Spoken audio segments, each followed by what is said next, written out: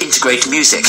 Or then Mike Dacre, who is a storyteller we've also worked with, of Raven Tales, uses shadow puppets, and so he'll tell Beowulf with his partner actually performing it as a sequence of shadow puppets, all of which is very effective. We call ourselves physical storytellers because we do an awful lot of big body masks and roaring at each other, but as well as that we do a lot of bantering. So then, my colleague Winseth, exactly why did you get into storytelling? Well, yes, why we're doing this is because we've so often been asked how we got into storytelling. So we're gonna tackle this one by one. And for me, well, in a sense, it's been a continuum from childhood onwards. For myself, I was raised on poetry and learned a poem to recite while at primary school, well before writing any poems, about 8, I think it was.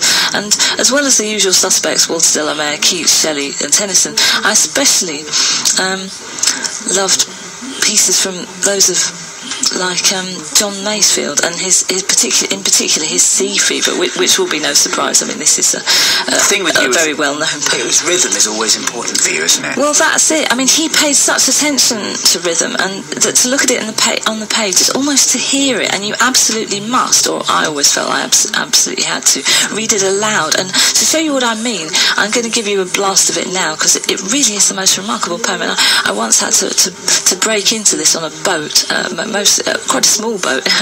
Most embarrassingly, the other passengers looked at me. You have to say it a boat? I had to break into this. Oh, were you on a boat trip? You suddenly thought, oh God, I must go down. Yes, that's right. Yeah, yes, we've all been there. Yeah, this is the most. But can you remember it, or are you reading it? I'm going to be reading this one. I'm afraid. I know it's terrible, isn't it? But my head's full of stories.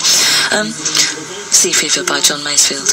I must go down to the seas again, to the lonely sea in the sky, and all I ask is a tall ship and a star to steer her by, and the wheels kick and the wind's song and the white sails shaking, and a grey mist on the sea's face and a grey dawn breaking.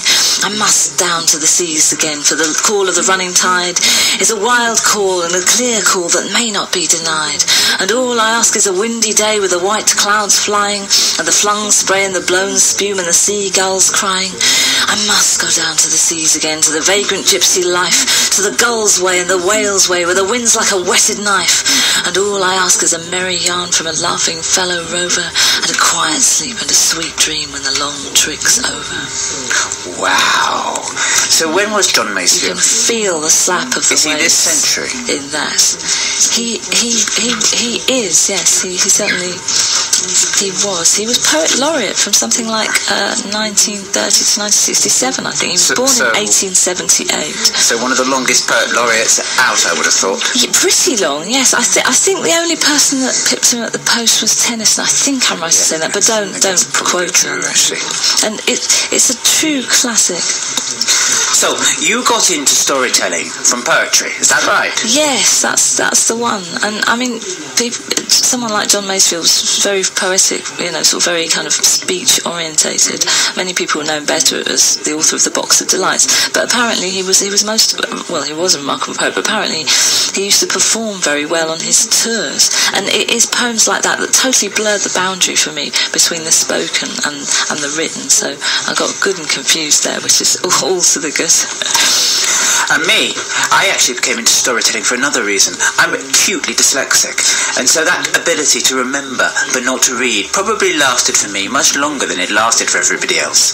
And I was very fortunate that my father read me and then recorded an awful lot of poems and stories. So I used to just play them again and again and again.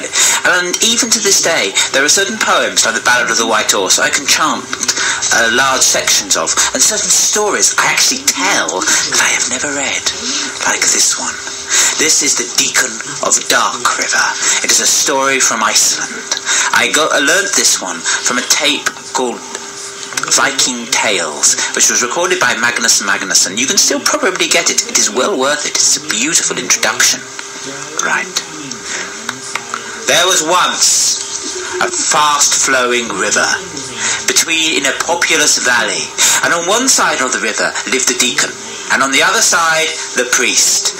Now there was no bridge over the river, only a ford, and by summer people would splash across the torrent, and at winter the river would freeze as hard as glass, and they would ride across the iron icy road. And indeed, there was very much coming and going and coming from one side of the valley to the other, particularly at one time, when the deacon was a young man and quite in love with Gudrun, who was the maid of the priest. All summer and all autumn he rode across the wide river, splashing across the ford, and then came time of winter, and the river froze as hard as steel. It was a week before Christmas, when the deacon rode across to the priest's house. He was going up to Gudrun to invite her to a massive party, an engagement party, for they were about to announce they were to be married. And Gudrun was delighted, and the deacon stayed over long with her, far too long. The light started to fail before he rode back, and it was quite dark before he got to the river. And so he did not notice that during the day and the afternoon there had been a sudden thaw. The ice that he had ridden across in morning was now thin and treacherous, and sure enough, he had only got halfway across the river on his old grey mare, Faxi, when, with a loud crack, the ice split open, and Faxi and the deacon fell into the torrent, and he tried to climb out, but you know what ice is like. It always cracks after it has cracked the once, and every time he got his knee up, the ice cracked, and he was pitched down and down and down into the river until he was worn out and collapsed. The next day, on the deacon's side of the river, one person saw Faxi looking very, very sorry for herself, coming out of the river. And they went down and found right next by a bank of rushes, there was the body of the deacon. He was quite dead, and the back of his head was chewed with ice, where the grinding ice had rubbed it so the bone showed. Well, all that week, the week before Christmas, the river was full of ice, and nobody could cross the raging torrent, and so it was. Up in the priest's house, Gudrun did not know what had happened to her beloved. She still thought she was going to the party. Well, actually, she thought she probably couldn't because of the river. But as chance would have it, on the very eve of Christmas itself, there was another sudden frost. The river froze. Gudrun started to get ready for the party. She was a little late. It was dusk, and the light outside was bad, with driving clouds across a fitful moon, when, through the priest's house, there came a loud knocking. One of the other maids opened the door of the house, looked outside, and saw no one.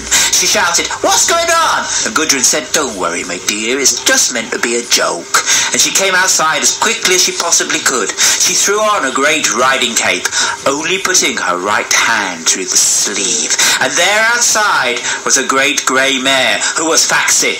And next to him was a figure in a big cloak and a long hat, who she took to be the deacon. Well, the deacon helped her up on Faxi and galloped off down the valley, down across the river. Now, as they were going across the frozen, icy river, the moon peeped out fitfully through the ragged clouds. And when that happened, Faxi stumbled forward, and the deacon's hat was tilted forward, and Gudrun saw to her sudden horror the deacon's head was shining white with bone. And then the deacon spoke for the very first time. "The moon is high, and death is nigh. Do you see this moonlit Christmas night, that here my skull shineth white? Gudrun, Gudrun, Gudrun." But before Gudrun could jump off or do anything, Faxi came to the other side of the river and sprang forward, galloping with all her might and all her main up the slope of the valley to where the church was. And then the deacon helped Gudrun off down by the lych gate of the church, just inside the churchyard, and went on to stable Faxi. Oh, Gudrun stood, riveted to the spot. She could not move as the moon peeped out fitfully again through the clouds and flooded the land with a silver blue light. And then Gudrun looked.